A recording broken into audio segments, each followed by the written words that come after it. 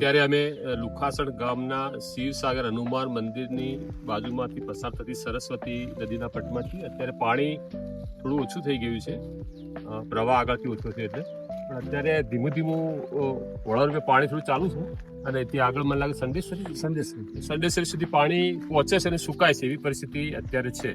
પણ અત્યારે અહીંયા સુધી ઉમરેચા ડેમને ઓવરફ્લો થયા પછી પાણી આટલું આવ્યું છે અહીંયા.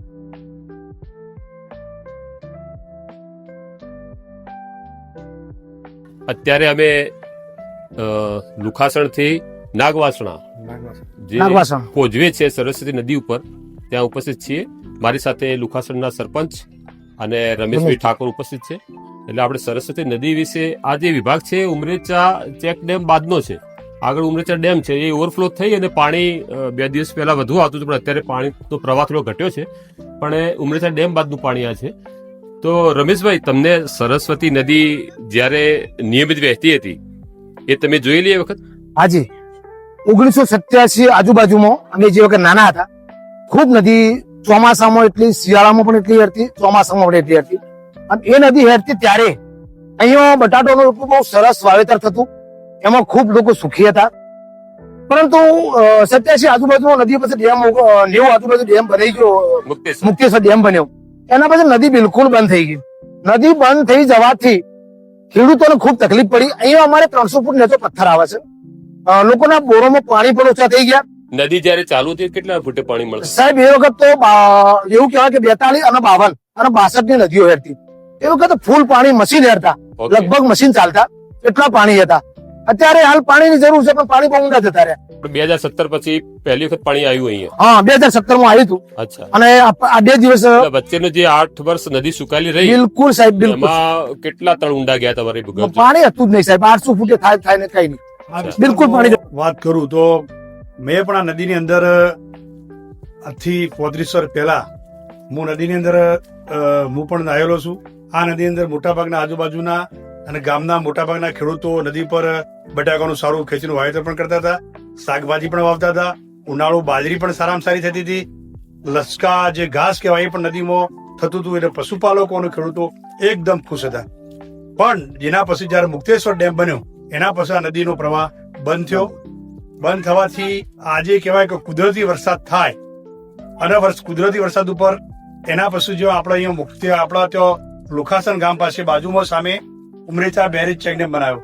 એ 2007માં ઉમરેચા બેરેજ ચેક 2007માં ઉમરેચા બેરેજ ચેક ડેમ બનાવ્યો. એની લંબાઈ લગભગ 250 મીટર છે અને એની ઊંચાઈ 5 મીટર છે. એ ડેમ 2 વાર ઓવરફુલ, કુદરતી વરસાદથી ઓવરફુલ થયો એમ. અને અત્યારે આજે પણ ઓવરફુલ થયો છે. એટલે છેલ્લા 2017માં ઓવરફુલ થયો હતો. એના પછી છેલ્લા 8 વર્ષ બાદ સૂકી ભટ્ટ નદી જે 8 વર્ષ બાદ જે પાણી આવ્યું એ પાણીથી જોવા જઈએ તો આજુબાજુના પશુપાલકો, ખેડૂતોનો ખૂબ આનંદનો કોઈ પાર નતો. એના લીધે આ આજુબાજુથી લુખાસણ, નાગવાસણ, આજુબાજુના દરેક ગામના સરપંચીઓ, ખેડૂતો અને જે પશુપાલકો બધા જ નદીમાં બહુ ઉત્સાહભેર એમને વધામણા કર્યા હતા. આજુબાજુની પબ્લિક જે નદીનો ખૂબ નજારો જોઈ અને પોતે નદી પર અત્યારે હાલ પોતે પવિત્ર એવી માં સરસ્વતી નદી પર સ્નાન કરવા માટે પણ આવી રહેશે, અહીંયા આવે છે અને સ્નાન પણ કરી ખૂબ આનંદ અનુભવતી હતી પબ્લિક. ખૂબ આભાર સરપંચશ્રી અને રમેશભાઈ આપનો પણ. Thank you.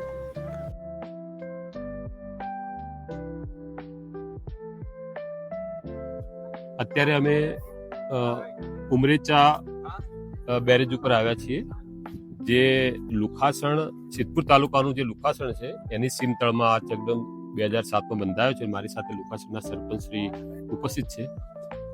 તો સરપંચશ્રી, ડેમ વિશે થોડી માહિતી આપો કે એની ઊંડાઈ કેટલી છે, પહોળાઈ કેટલી છે, બરાબર, અને કેટલી વખત પાણીથી આ ડેમ ભરવામાં આવ્યો છે? આ ઉમરેચા બેરેજ ચેક ડેમ સરસ્વતી નદી પર 2007માં આનું બાંધકામ પૂર્ણ થયું હતું. એના પછી એની જે લંબાઈ છે ડેમની એ 250 મીટર છે. એની ઊંડાઈ છે, ઊંચાઈ એ 5 મીટર છે. અને આ ડેમનો જે ઘેરાવો છે પાણીનો એ 2 કિલોમીટર સુધી ઉમરેચા સુધી એનું પાણી નદીમાં ભરાય છે, સંગ્રહ થાય છે. આ 2007 પછી કુદરતી વરસાદથી 2 વાર આ ડેમ ઓવરફુલ થયો હતો. 2008ની અંદર અને 2017માં આ ડેમ ઓવરફુલ થયેલો હતો, વહીને જતો હતો. બીજું પણ અહીંયા આ સાલ સરકારશ્રી દ્વારા 2 પાઇપલાઇન નાખવામાં આવી છે.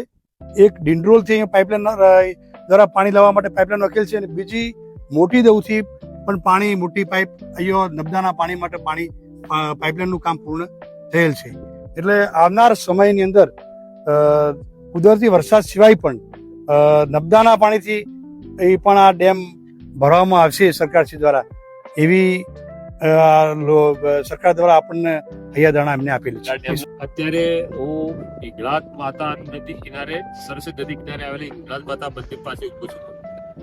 એ નદીનો પ્રવાહ એ તો આપ સાંકળો જોઈ શકો છો, પણ પેલી બાજુ પણ એનો પાર્ટ છે નદીનો, વચ્ચે એક આ બાવળનો આખો વિસ્તાર આવી ગયો છે. એટલે આ નદી તમને સાંકળી દેખાય છે, પણ વિસ્તાર વાસ્તવમાં વિશાળ નદી છે.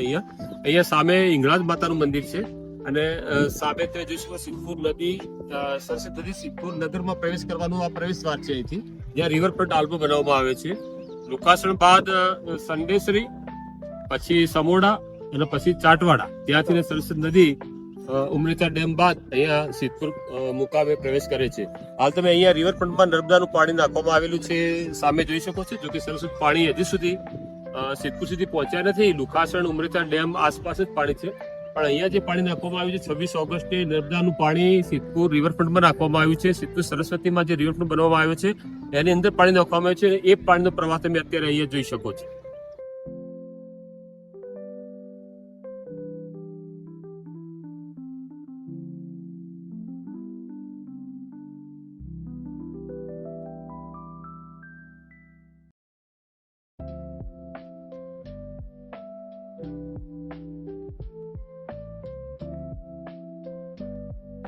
અત્યારે હું લુકાસણ પછી ઉમરેચા ડેમ પછી સંડેસરી ગામનો જે કોઝવે છે સરસ્વતી નદી ઉપર, એ વિસ્તારમાં છું. અહીંયા સુધી પાણી હજી પહોંચ્યું નથી. લુકાસણ સુધી જ પાણી છે સરસ્વતીનું, અને અહીંયા આગળ સમોડા આવે, પછી સમોડા પછી સિદ્ધપુર. એટલે આખો સરસ્વતી તટ તમે જોઈ શકો છો. બાવળિયાથી ગરડા બાપથી આખો સવાયેલો છે. અહીંયા સરસ્વતી પાણી વર્ષો થઈ ગયા, લગભગ 7-8 વર્ષ થઈ ગયા, હજી પાણી અહીંયા પહોંચ્યું નથી. એટલે પટ આખો બાવળિયાથી ઘેરાયેલો આપ જોઈ શકો.